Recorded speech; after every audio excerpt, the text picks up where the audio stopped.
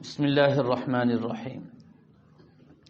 مفتی صاحب، میرا بیٹا محمد صائم کافی دنوں سے بیمار ہے، دعا کی درخواست ہے۔ تمام حضرات دعا فرمائیں، اللہ تعالیٰ اس بیٹے محمد صائم کو صحت اور عافیت والی لمبی زندگی عطا فرمائیں، اور اللہ تعالیٰ جتنے بھی بیمار ہیں تمام بیماروں کو شفائے کاملہ عاجلہ مستمرہ عطا فرمائیں۔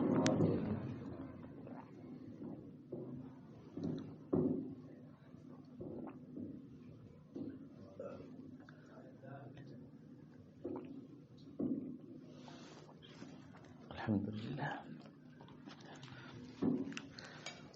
دوسرا سوال ہے مفتی صاحب، نفس لوامہ کیا ہے؟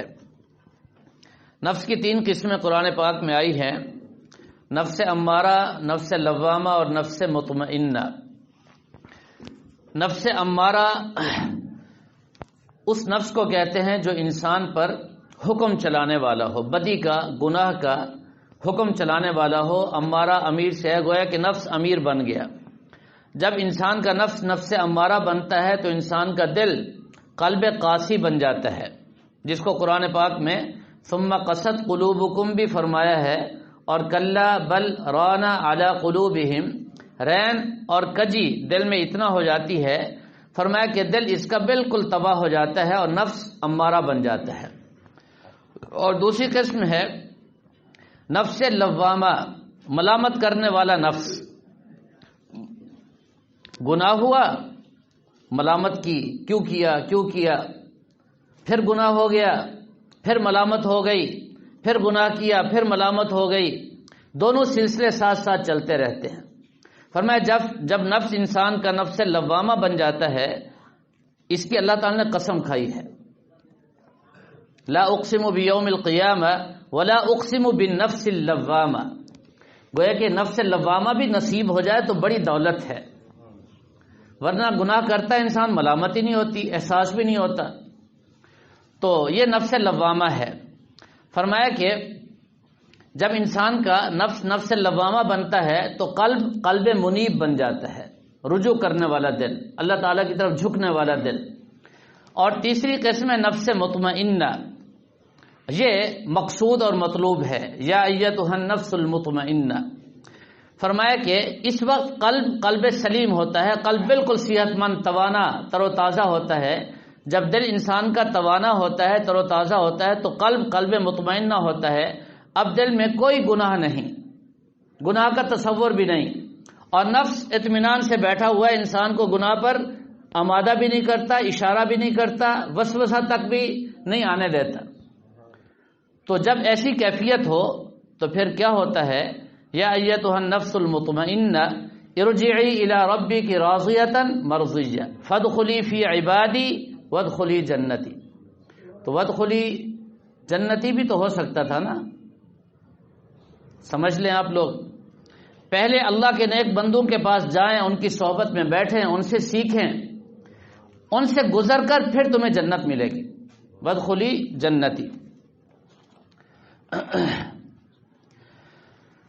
ایک صاحب لکھتے ہیں، میری بیوی نے نماز چھوڑ دی ہے، وہ کہتی ہے کہ بچے کمرے میں پیشاب کرتے ہیں، سارا فرش ناپاک ہے۔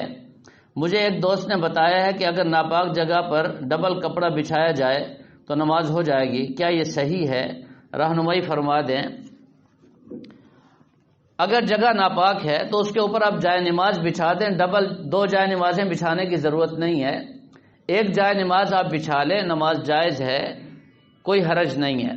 باقی یہ بہانہ ہوتا ہے خواتین کا، سارا گھر یا سارے کمرے، ایسے نہیں ہوتا۔ اگر احتیاط کی جائے، پیشاب سے تو ویسے بچنا چاہیے، پیشاب کے چھینٹوں سے بچنے کا حکم ہے۔ فرمایا کہ فإن عامۃ عذاب القبر، قبر کا عام عذاب پیشاب کے چھینٹوں کی وجہ سے ہوتا ہے۔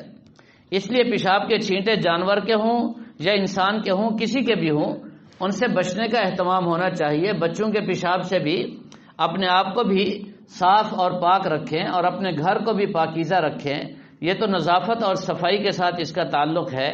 اور پھر جس کو نماز کا احساس ہوتا ہے، نماز کی فکر ہوتی ہے اور آخرت کا خوف ہوتا ہے، ایسی خواتین تو بہت زیادہ اہتمام کرتی ہیں، تو نماز کے اہتمام کے لیے اس میں تھوڑی سی احتیاط کرنی چاہیے۔ قرآن پاک کے جو رحل ٹوٹ جاتے ہیں کیا ان کو جلا سکتے ہیں اور ان کی راکھ کا کیا کریں؟ یہ چیز پوچھنے سے متعلق تو نہیں ہے. ہر ایک انسان کا اپنا اپنا ذوق اور اپنا اپنا عشق اور محبت ہوتی ہے، تو یہ ذوقی چیز اور عشقی چیز ہے، سوال جواب میں آنے والی نہیں ہے. جس کا جتنا قرآن پاک سے لگا اور محبت ہے، قرآن پاک کے ساتھ جس چیز کو بھی نسبت ہے، اس کا ادب اتنا زیادہ ہے. تو فتویٰ کی روح سے تو آپ جلا سکتے ہیں، شرعاً کوئی حرج نہیں ہے، لیکن چونکہ اس کی نسبت قرآن پاک کے ساتھ رہی ہے، اس کی راکھ کو ایسی جگہ دفن کر دیا جائے کہ بے ادبی نہ ہو، بے ادبی سے اس کو محفوظ رکھا جائے تو کوئی حرج نہیں، جائز ہے. ایک صاحب لکھتے ہیں رشتے والے آتے ہیں، ایک بار دیکھ کے چلے جاتے ہیں اور اب تو بالکل ہی نہیں آ رہے، کوئی بندش یا رکاوٹ ہے؟ کیا وجہ ہے بتا دیں. اللہ اکبر، یہ تو بڑا عجیب مسئلہ ہے جی آج کل. اللہ تعالیٰ عافیت فرمائے.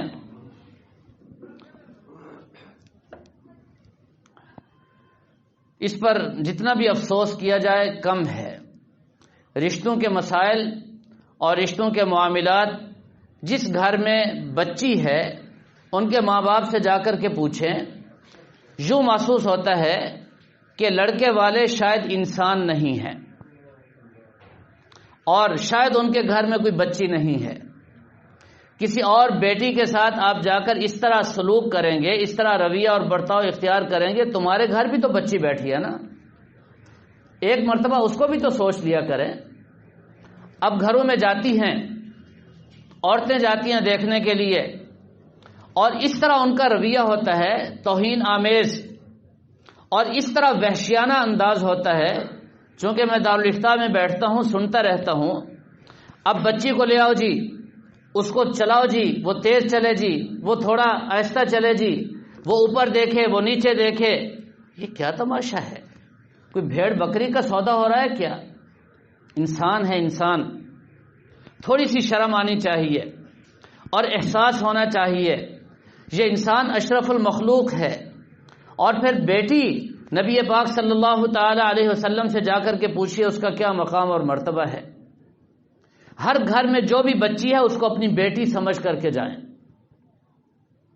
اور پھر ایسا انٹرویو اور ایسے سوالات اور ایسی باتیں میں یہاں بیٹھ کر ان کا تذکرہ نہیں کر سکتا، ان کو زبان پر نہیں لا سکتا جو میں سنتا ہوں. عجیب، اس کو میں کیا کن لفظوں سے تعبیر کروں؟ دکھ ہوتا ہے. ایسا نہیں ہونا چاہیے. اور پھر وہاں جا کر فرمائشیں ہوتی ہیں، یہ کھانا وہ کھانا، ایسا کھانا ویسا کھانا، اس کھانے میں وہ چیز نہیں ہے، فلاں چیز نہیں ہے. پتہ نہیں کیا لگے بیٹھے ہیں. یہ کیوں ایسا ظلم ہو رہا ہے؟ آخری حد تک بیرونی طور پر چھان بین تحقیق تفتیش کریں. میری رائے اور مشورہ ہے جب دل مطمئن ہو جائے تو جائیں، جا کر کے معاملہ طے کر کے آئیں.